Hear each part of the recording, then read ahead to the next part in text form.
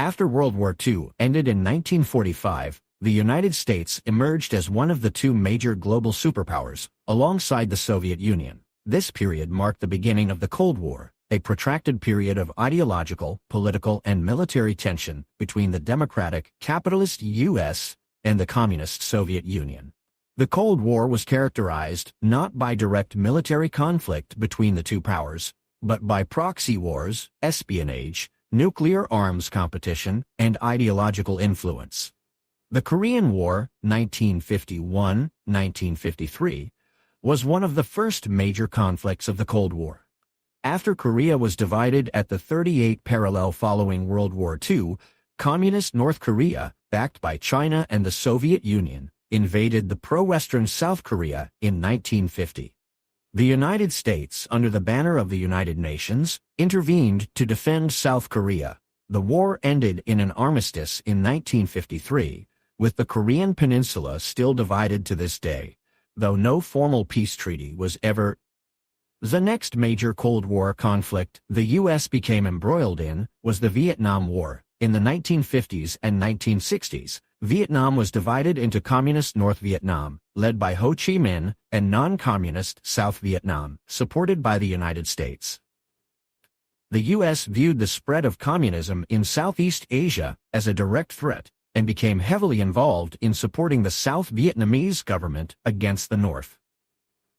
The Vietnam War, which escalated after the Gulf of Tonkin incident in 1964, saw over 500 American troops sent to Vietnam at its peak in the late 1960s.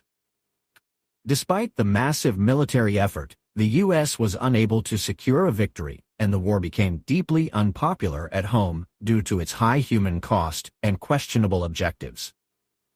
The conflict ended in 1975 with the fall of Saigon and the unification of Vietnam under communist control, marking a defeat for the U.S. and a major setback in its Cold War strategy. The 1980s saw a shift in the dynamics of the Cold War, especially with the election of Ronald Reagan as president in 1981. Reagan took a hardline stance against the Soviet Union, famously labeling it the evil empire and ramping up the arms race. His administration pursued a massive military buildup and strategic initiatives, like the Strategic Defense Initiative, SDI, aimed at developing space-based missile defense systems. In the late 1980s, Soviet leader Mikhail Gorbachev introduced reforms such as glasnost, openness, and perestroika, restructuring which aimed to revitalize the Soviet system and reduce tensions with the West. These reforms, coupled with economic stagnation in the Soviet Union and increasing demands for change in Eastern Europe, led to the collapse of communist regimes across the region. By 1991, the Soviet Union itself dissolved, marking the official end of the Cold War. The United States emerged as the undisputed world leader, with no ideological or military superpower challenging its dominance. This era saw the rise of the U.S. as the sole global superpower, and the spread of democracy and free markets around the world. In 2001, the U.S., with support from its allies, invaded Afghanistan to oust the Taliban regime, which had been harboring Osama bin Laden, the mastermind behind the 9/11 attacks. The invasion succeeded in toppling the Taliban government, but the country quickly descended into a long and brutal conflict. Despite efforts to build a stable democratic government, the Taliban insurgency persisted,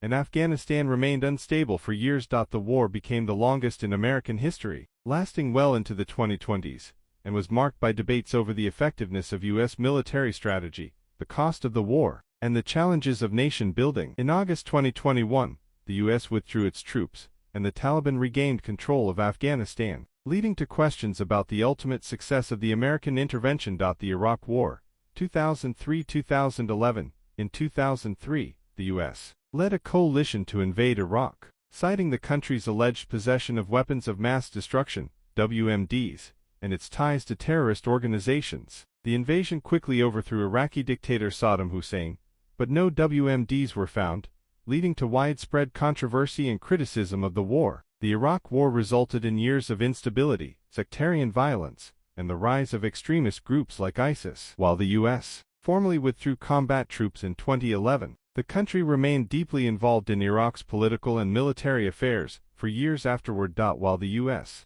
played a dominant role in global affairs. It also faced significant domestic challenges in the late 20th and early 21st centuries. Economic recessions. The U.S. experienced a number of economic downturns during this period. The 1980s recession was followed by the early 1990s recession, which was partly caused by a slowdown in defense spending after the end of the Cold War.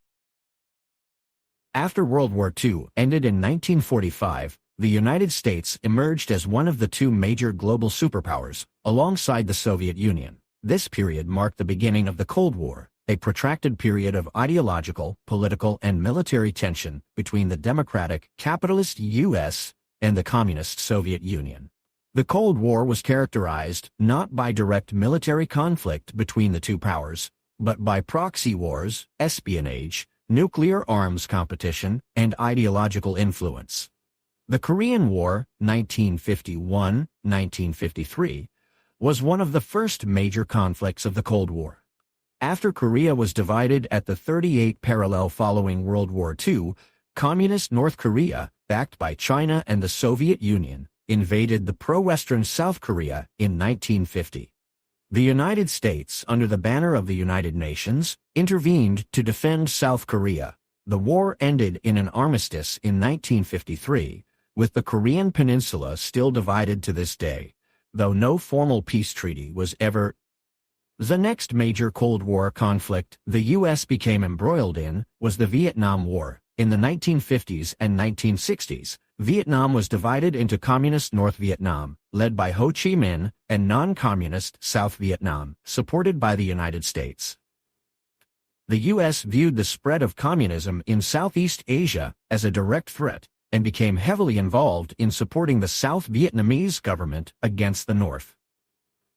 The Vietnam War, which escalated after the Gulf of Tonkin incident in 1964, saw over 500 American troops sent to Vietnam at its peak in the late 1960s. Despite the massive military effort, the U.S. was unable to secure a victory, and the war became deeply unpopular at home due to its high human cost and questionable objectives.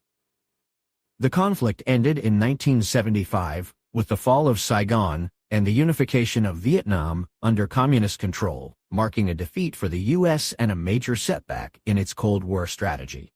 The 1980s saw a shift in the dynamics of the Cold War, especially with the election of Ronald Reagan as president in 1981.